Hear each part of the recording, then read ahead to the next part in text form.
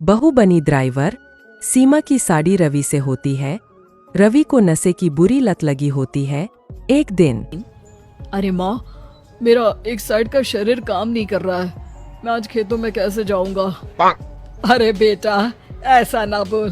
तेरे पापा के जाने के बाद से तू ही घर चलाने का सहारा है। मैं डॉक्टर को बुला लाती हूँ।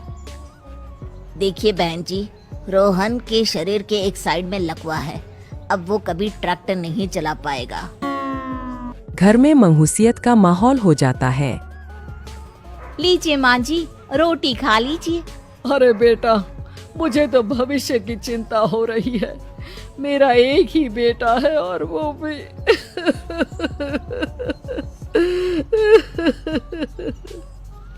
माँ जी, आप चिंता न करें। जब तक ये बीमार है मैं खेत जाकर काम कर लिया करूँगी।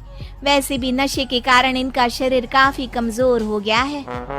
अगले दिन सीमा खेत में जाकर काम कर शाम को घर लौटती है। ये ले बेटा, पानी पी ले। कैसा रहा काम का पहला दिन? माँ जी, काम तो ठीक है, लेकिन मैं अगर ट्रैक्टर चलाना सीख लूँ ना तो काम और भी आसान हो जाएगा। अरे बेटा, दुनिया क्या कहेगी कि औरत होकर ट्रैक्टर चला रही है। माँ जी, या तो हम दुनिया देख ले या अपना घर, कोई बात नहीं। जब ये ठीक हो जाएंगे तो सब ठीक हो जाएगा। अरे बहू, जरा बाहर तो आना। जी माँ जी। बहू, तेरे मामा जी आए हैं, तूने बुलाया था ना? हाँ माँ जी, वो मामा जी ना आज से मुझे ट्रैक्टर चलाना सिखा। सीमा मामाजी से ट्रैक्टर चलाना सीखती है। वो मन लगाकर खेतों में काम करती है। और एक दिन माँ जी, पता है इस बार पूरे गांव में सबसे ज्यादा फसल का उत्पादन हमारे खेतों में हुआ है। इस साल तो खूब पैसे आएंगे। हाँ। सास खुश नहीं होती है। वो चुपचाप वहाँ से जाने लगती है। तभी सीमा उसे रोक लेती है। क्या हुआ माँ जी, आपको खुशी नहीं हुई? बेटा, आज डॉक्टर साहब बोल रहे थे कि रोहन के ठीक होने के लिए 5 लाख रुपए की जरूरत है। समझ नहीं आ रहा क्या करूं। सीमा शांत हो जाती है। अगले दिन सास सीमा के पास आती है। बेटा, ये मेरे गहने हैं। इसे अपने गहनों के साथ जोड़कर सुनार को दिया। जितने पैसे हो ले आ, डॉक्टर को आज ही देने हैं। सीमा अपने गहने और सास के गहनों को लेकर दुकान में बेचकर पैसे लेकर घर आ जाती है। माँ जी, सिर्फ 3 लाख रुपए का ही इंतजाम हो पाया है। बाकी के पैसे कैसे आएंगे? बेटा, अब तो एक ही चारा है, हमें जमीन भी बेचनी पड़ेगी। माँ, खेत बेच देंगे तो खाएंगे क्या? अरे बेटा, कोई दूसरा चारा भी तो नहीं है। रोहन ठीक हो जाए तो वो मेहनत करके इससे भी बड़ी जमीन ले लेगा। सास बहू मिलकर खेत भी बेच देते हैं। अब पूरे पैसे लेकर सास डॉक्टर के पास जाती है। डॉक्टर साहब, ये लीजिए सारे पैसे। बस किसी तरह मेरे बेटे को ठीक कर दीजिए। आपका बेटा ठीक तो हो जाएगा, लेकिन 6 महीने का समय लगेगा। सास बहू सोच में पड़ जाते हैं कि अब तो कोई जारिया भी नहीं रहा जहाँ से उन लोगों की कमाई हो। अब कमाएंगे नहीं तो खाएंगे क्या? माँ जी, मेरे माता पिता ने लड़की होने के कारण मुझे ज्यादा पढ़ाया लिखाया नहीं, लेकिन ट्रैक्टर चलाना सीखकर मैं कुछ काम करने के लायक तो हो ही गई हूँ। अरे बेटा, ट्रैक्टर अब कहाँ चलाएगी? खेत तो बिक गए हैं। माँ जी, मैं किसी और के खेतों में दिहाड़ी में काम कर लूंगी, कुछ तो पैसे आएंगे ही ना। कहकर सीमा काम करना स्टार्ट कर देती है। जैसे तैसे उन पैसों से गुजारा चल ही रहा था।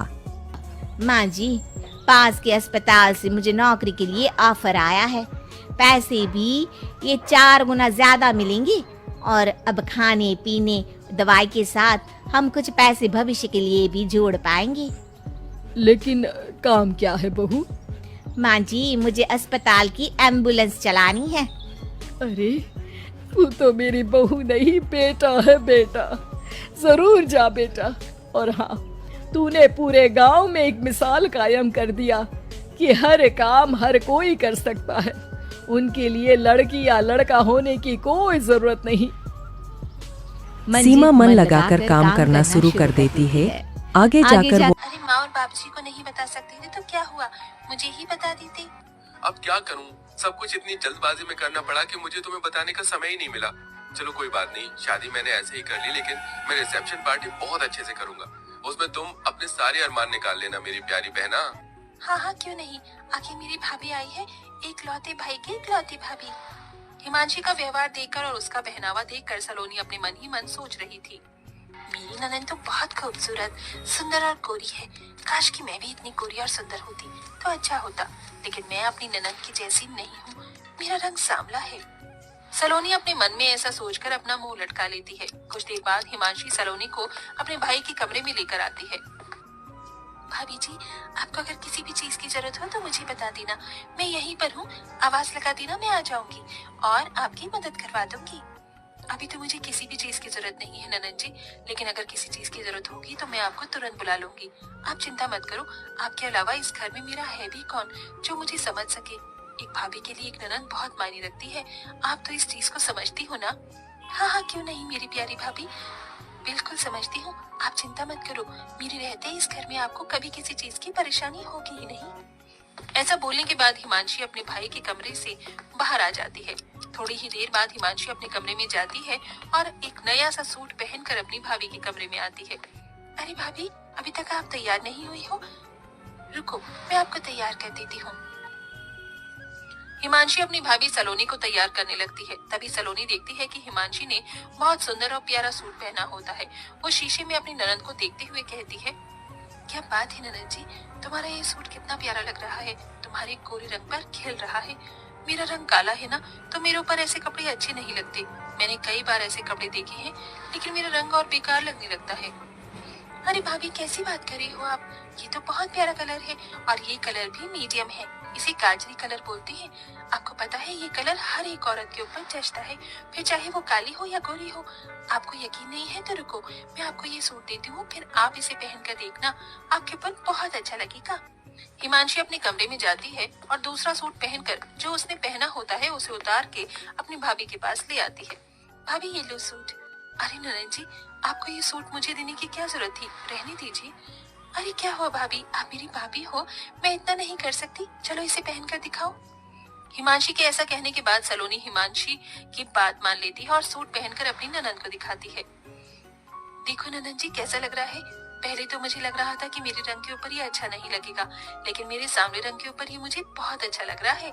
हाँ हाँ क्यों नहीं भाभी, आपके ऊपर ये रंग बहुत अच्छा लग रहा है। कलर कुछ नहीं होता भाभी, पहनने का तरीका होना चाहिए। आपके ऊपर ये सच में बहुत अच्छा लग रहा है, आज से आप इसे अपने पास ही रख लो। हिमांशी ऐसा कहकर अपनी भाभी को तैयार करने के बाद मुंह दिखाई के लिए लेकर आती है, जहाँ सब बहुत अच्छे से उसकी मुंह दिखाई की रस्म करते हैं और सभी उसे शगुन देते हैं। साथ में हिमांशी भी एक प्यारा सा तोहफा अपनी भाभी को देती है। भाभी, मैं आपके लिए ये इतना प्यारा सा तोहफा लेकर आई हूँ, इसे हमेशा अपने पास ही रखना। आप तो बहुत अच्छी हो ननद जी, आपका बहुत बहुत शुक्रिया। इस तरह हिमांशी अपनी नई भाभी के आने पर बहुत खुश होती है, लेकिन सलोनी बहुत ही चालाक होती है। उसे जो भी चीज हिमांशी की अच्छी लगती है वो उससे लेने के चक्कर में उसके सामने ऐसा दिखावा करती है जैसे उसके रंग की वजह से उसके ऊपर कुछ भी अच्छा लगता ही नहीं। एक दिन सलोनी अपनी ननद के कमरे में आती है तो वो ननद के ड्रेसिंग टेबल पर बहुत महंगा महंगा मेकअप का सामान देखती है। कितना महंगा महंगा मेकअप का सामान है, मुझे तो बड़ी हैरानी हो रही है, ऐसा सामान तो मैंने कभी देखा ही नहीं जिंदगी में। अरे भाभी, आप यहाँ, कुछ काम था क्या आपको?